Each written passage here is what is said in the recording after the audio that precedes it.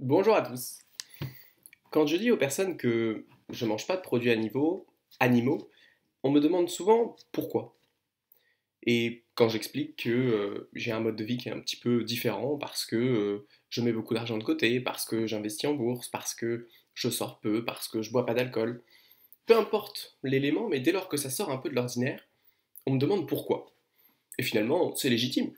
C'est même souvent très bienveillant et c'est juste une forme de curiosité pour mieux apprendre à me connaître.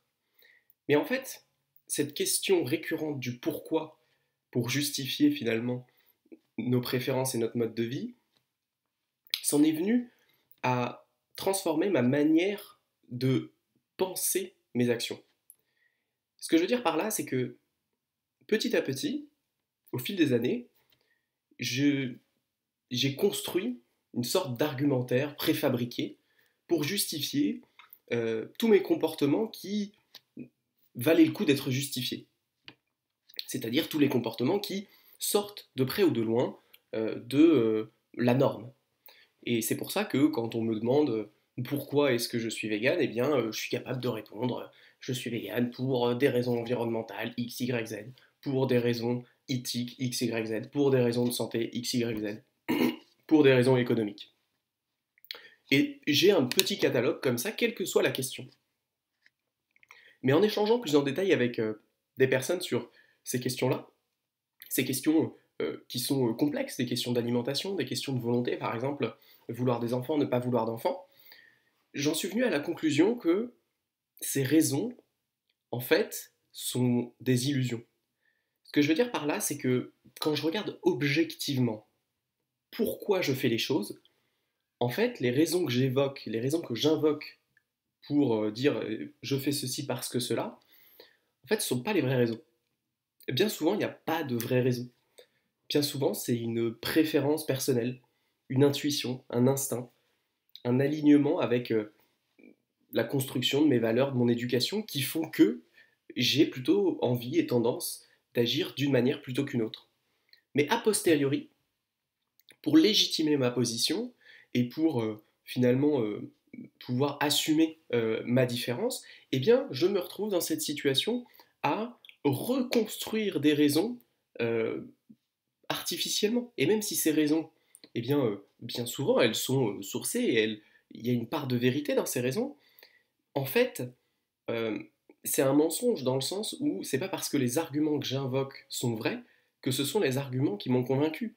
Et en réalité, les choix que je fais au jour le jour et sur le long terme ne sont pas le résultat de choix logiques. L'humain, dans 99% des cas, fait des choix qui ne sont pas logiques. On fait ce qu'on fait parce que on sent que c'est la bonne chose à faire. Et finalement, c'est ce qui nous permet finalement de fonctionner au jour le jour. Parce que si on était constamment en train de peser le pour et le contre, de justifier la moindre de nos actions, bah, en fait, on prendrait 1 heure à faire chaque décision. On prendrait 1 heure à choisir notre café, 1 heure à se lever, 1 heure à aller aux toilettes, 1 heure à prendre la douche. Et on ne pourrait pas vivre. On peut vivre parce qu'on a cette capacité de prendre des décisions de manière automatique. Et finalement, c'est notre cerveau qui décide un peu pour nous, avec le logiciel qui est le nôtre. Logiciel qui est bien évidemment altéré par nos croyances, qui est altéré par notre éducation, par notre génétique, etc. Là où je veux en venir, c'est que finalement, plus le temps passe, plus je trouve que cette question du pourquoi, elle a peu de sens, et en tout cas, pour ma part, j'essaye de ne plus donner des raisons qui sont des raisons logiques et des raisons argumentées, mais plutôt de dire que parce que j'en ai envie, parce que pourquoi pas, parce que c'est comme ça que je le sens. Et finalement, je trouve qu'on retire une forme de poids aux décisions qu'on peut prendre, parce que euh, sur des questions aussi complexes que pourquoi vous voulez des enfants ou pourquoi vous voulez pas d'enfants, aujourd'hui, je suis pleinement convaincu qu'il n'y a pas de bonne réponse. Je suis pleinement convaincu que l'argumentaire pour et contre n'a aucun sens. Vous avez envie de faire des gosses, faites des gosses. Vous n'avez pas envie de faire des gosses, faites pas de gosses. Et une fois qu'on se libère finalement de la justification de nos actions, je crois qu'on est capable de vivre avec beaucoup plus de légèreté et finalement de se laisser porter par nos intuitions sans se dire, ok, là je fais un truc, mais je ressens une espèce de gêne parce que je ne suis pas capable de l'expliquer, je ne suis pas capable de le justifier. Je me rends bien compte que ce que je fais aujourd'hui, potentiellement, ça n'a pas de sens. Bah en fait, Oui, ça n'a pas de sens. En tout cas, un sens qu'on ne comprend pas.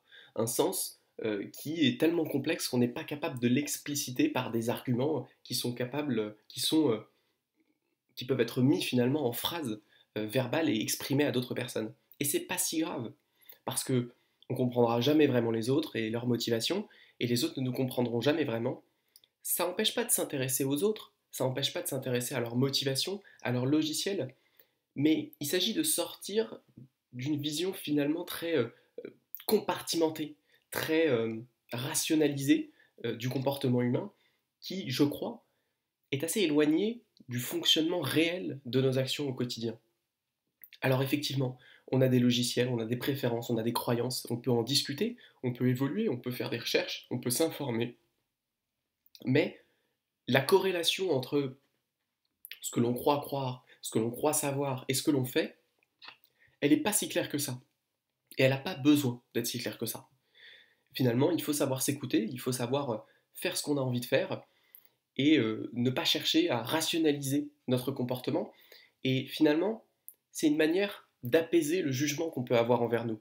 Parce que à partir du moment où on n'est plus constamment obligé de justifier ses propres actions, eh bien, on fait preuve de beaucoup plus de bienveillance envers le parcours et les chemins qu'on peut emprunter. Et finalement, la bienveillance qu'on peut avoir envers soi, je suis convaincu que c'est le premier pas et est un pas qui est indispensable pour faire preuve de bienveillance envers ceux qui nous entourent. Une fois qu'on a compris que ce qu'on faisait n'avait pas vraiment de logique, et parfois peut-être que c'était irrationnel, mais on le faisait quand même, eh bien, on est capable d'être beaucoup plus tolérant quand on voit des gens autour de nous qui clairement prennent des décisions qui ne sont pas alignées avec leurs valeurs, ou peut-être prennent des décisions qui n'ont pas de sens compte tenu de leur situation. Mais après tout, c'est ce qu'ils ont envie de faire, c'est ce qu'ils ont choisi de faire. Et on a le droit de faire des erreurs, nous, les autres. L'accepter, c'est un premier pas pour vivre beaucoup plus sereinement.